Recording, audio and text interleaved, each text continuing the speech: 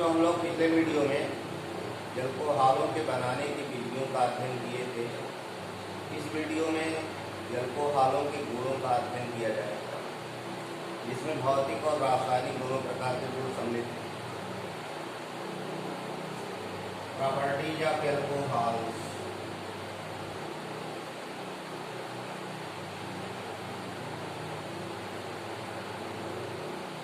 अल्कोहलों के गुण, तो गुणों में दोनों गुणों का अध्ययन किया जाता है।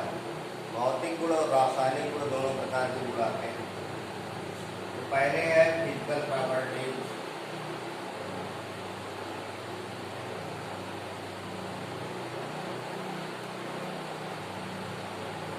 भौतिक गुणों में क्वथनांकों का अध्ययन किया जाता है, बॉइलिंग पॉइंट का अध्ययन किया जाता है। बॉइलिंग पॉइंट,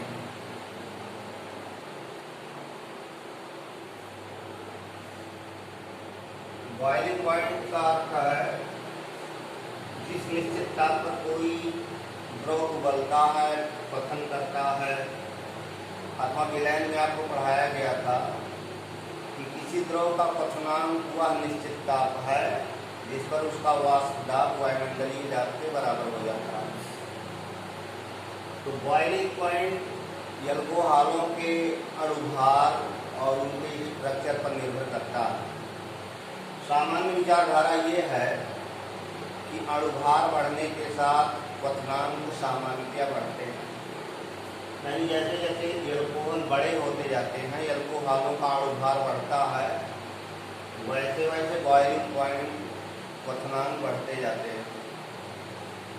तो अल्कोहलों का सूत्र सामान्य रूप से ROH है और इसका पहला सदस्य CH3OH, मेथिल अल्कोहल, मेथेनॉल। ऐसे दूसरा सदस्य एथिल अल्कोहल, एथेनॉल। ऐसे CH3, CH2, CH2OH, ये प्रोपेनॉल है। तो सामान्य रूप से अणुभार बढ़ने के साथ क्वथनांक बढ़ते हैं। अल्कोहलों में एल्किल समूह, ये जो R समूह है, यही बदलता है। तो छोटे अल्कोहल जिनके अणुभार कम है उनके क्वथनांक कम होंगे और बड़े अल्कोहलों के क्वथनांक ज्यादा होंगे। लेकिन समान अणुभार के अल्कोहलों के अगर कई समावयवी बनते हैं, जैसे 4 कार्बन का अल्कोहल लीजिए C4H9OH,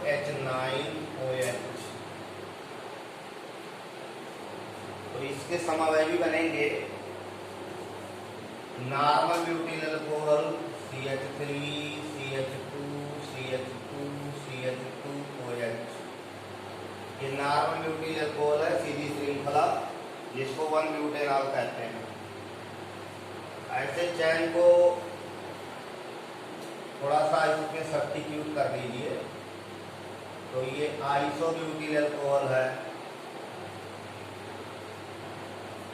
ये आइसोब्यूटिल अल्कोहल है, 1 कार्बन, 2 कार्बन, 3 कार्बन, 2 पर मेथिल है, 2 मेथिल 1 प्रोपेनॉल, इसको आइसोब्यूटिल अल्कोहल कहते हैं। ऐसे सीधी श्रृंखला में दूसरे कार्बन पर OH जोड़ दिया जाए,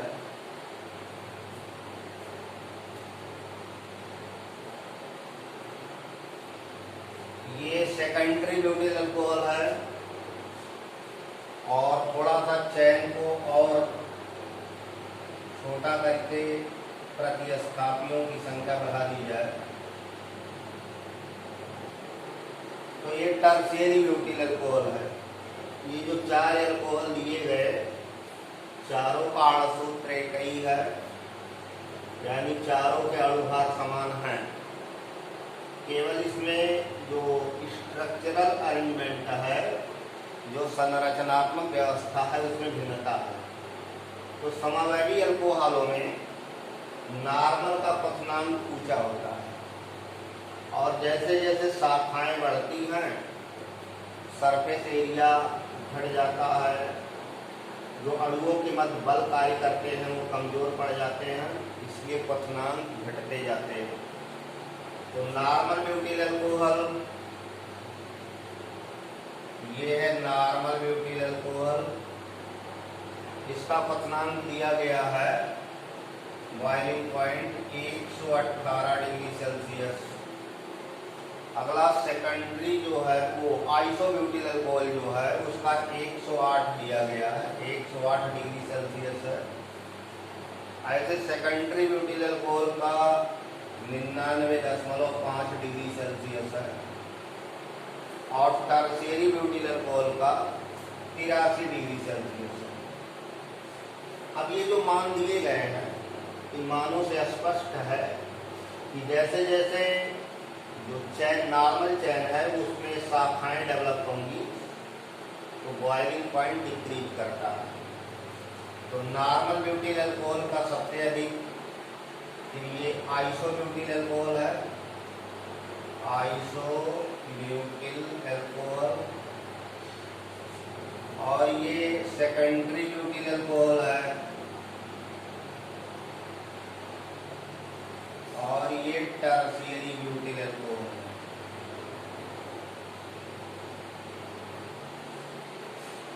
तो क्वथनांकों का ये क्रम है। अल्कोहलों के क्वथनांक सामान्य रूप से अणुभार बढ़ने के साथ बढ़ते हैं, लेकिन समावयवी अल्कोहलों में नॉर्मल का क्वथनांक सबसे ऊंचा होता है और शाखाएं बनने के साथ क्वथनांक कम होते जाते हैं। ये महत्वपूर्ण बिंदु है।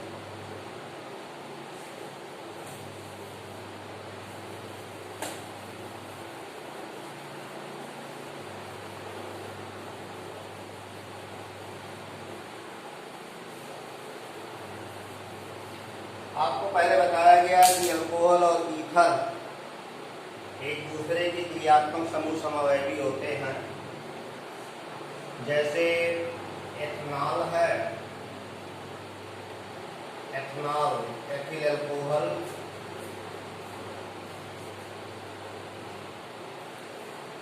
और एथनॉल का जो समवयवी बनेगा वो डाइमेथिल ईथर है, CH3OCH3।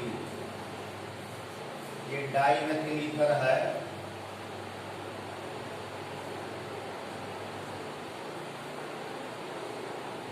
तो एथिल अल्कोहल और डाइमेथिल ईथर दोनों समान अणुभार वाले हैं, दोनों का मॉलिक्यूलर वेट सेम है, लेकिन क्रियात्मक समूह यहाँ अल्कोहल है वहाँ ईथर है। दोनों के क्वथनांकों में बहुत अंतर है और कारण स्पष्ट करने के लिए पूछा जाता है कि अल्कोहलों के क्वथनांक ईथरों से बहुत ऊंचे होते हैं, क्यों? यद्यपि दोनों के अणुभार समान हैं। तो कहा जाएगा कि अल्कोहल अणुओं में अंतरा अणुक हाइड्रोजन बंध बनता है, इंटरमॉलिक्यूलर हाइड्रोजन बाइंडिंग होती है।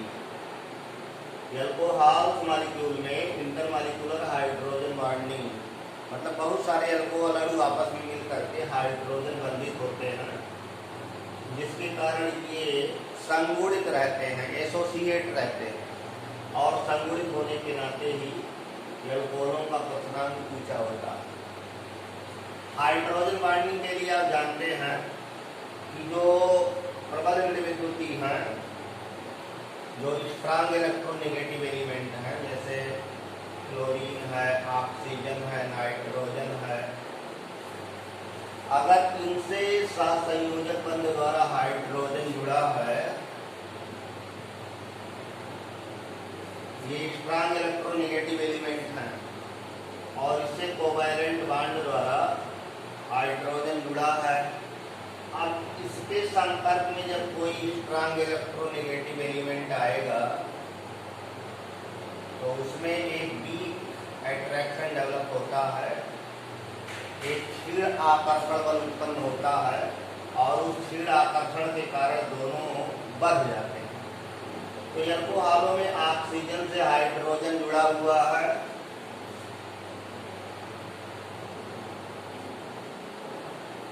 और ऐसे बहुत सारे अल्कोहल अणु होंगे। तो एक का हाइड्रोजन दूसरे के ऑक्सीजन के साथ हाइड्रोजन बॉन्ड बनाता है। इसके नाते अल्कोहल अणु संगुणित रहते हैं और इसी संगुणन के कारण अल्कोहलों का क्वथनांक ईथरों से ऊंचा होता है। तो इसमें आप कारण यही देंगे कि due to formation of intermolecular hydrogen bonding boiling points of alcohols is greater in comparison to ether. तो हाइड्रोजन बॉन्ड का कारण यहाँ दिया जाता है। तो ये बॉइलिंग पॉइंट का केस था, क्वथनांकों का क्रम था।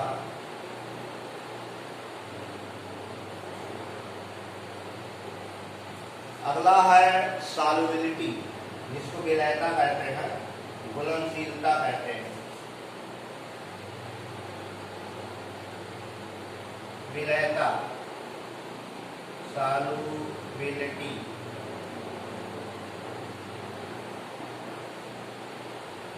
किसी भी यौगिक की विलयता विभिन्न विलायकों में देखी जाती है। अब जैसे अल्कोहलों की विलयता जल में देखी जाए तो आप जानते हैं कि जल एक ध्रुवीय विलायक है, पोलर सॉल्वेंट है। इसमें डाइपोल डेवलप होता है, पॉजिटिव पोल निगेटिव पोल। तो जल एक ध्रुवीय विलायक है और सामान्य कॉन्सेप्ट है कि लाइट डिजॉल्व्स लाइट, जैसे को तैसा घुलता है। ध्रुवीय यौगिक ध्रुवीय विलायकों में घुलते हैं, अध्रुवीय यौगिक अध्रुवीय विलायकों में घुलते हैं। और ये भी कॉन्सेप्ट है कि ऑर्गेनिक कंपाउंड्स जो होते हैं वो सामान्यतया जल में नहीं घुलते, लेकिन अल्कोहल पानी में घुलता है। छोटे अल्कोहल पानी में ठीक प्रकार से विलीय होते हैं, पूर्ण विलीय होते हैं, कंप्लीटली सॉल्यूबल होते हैं। लेकिन जैसे जैसे उनका अणुभार बढ़ता है जल में विलयता घटती जाती है। तो अल्कोहलों की जल में विलयता का कारण हाइड्रोजन बॉन्डिंग है। अल्कोहल में एक तो एल्किल हिस्सा है,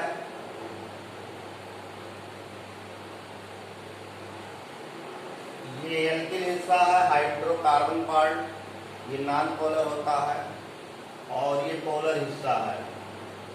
ये हाइड्रोकार्बन लक्षण को बढ़ाता है। हाइड्रोकार्बन लक्षण ज्यादा होंगे तो जल में विलयता घट जाएगी, ये जल विरोधी होता है। तो आर जैसे जैसे बड़ा होता जाएगा, एल्किल समूह जैसे जैसे बड़ा होता जाएगा, हाइड्रोकार्बन लक्षण बढ़ता जाएगा और इसीलिए अणुभार बढ़ने के साथ जल में विलयता घटती है। लेकिन छोटे एल्किल की प्रकृति कम अणुभार वाली है, तो हाइड्रोजन बॉन्ड जल के अणुओं के साथ सुगमता से बनते हैं और छोटे अल्कोहल जल में घुलनशील होते हैं, पूर्णतया सॉल्युबल होते हैं। जैसे मेथनॉल है, एथनॉल है, ये सब जल में पूर्ण विलीय होते हैं। अणुभार बढ़ेंगे तो जल में विलयता घटेगी। उसका कारण दिया जाएगा कि अणुभार बढ़ने के साथ हाइड्रोकार्बन लक्षण बढ़ता है और हाइड्रोकार्बन लक्षण बढ़ने के साथ ही जल में विलयता घटती है।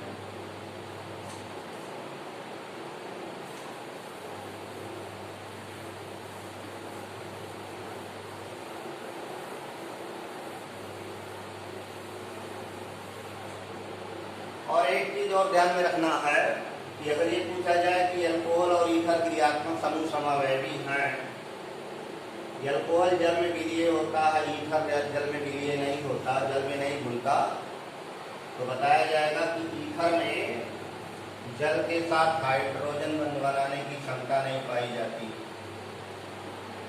क्योंकि ईथरों में ऑक्सीजन से दोनों एल्किल समूह जुड़े हुए हैं, ऑक्सीजन से कोई हाइड्रोजन नहीं जुड़ी है, इसलिए ईथर हाइड्रोजन बॉन्ड जल के अणुओं के साथ नहीं बना पाते। और अल्कोहलों में ध्रुवी जो OH हिस्सा है, ऑक्सीजन से जुड़ी हाइड्रोजन, वो जल के अणुओं के साथ हाइड्रोजन बॉन्ड बना लेती है और इसी कारण ये जल में घुलनशील होते हैं। तो हम लोग इस वीडियो में अल्कोहल के भौतिक गुणों का अध्ययन किए और शेष आगे गुणों का अध्ययन अगले वीडियो में किया जाएगा।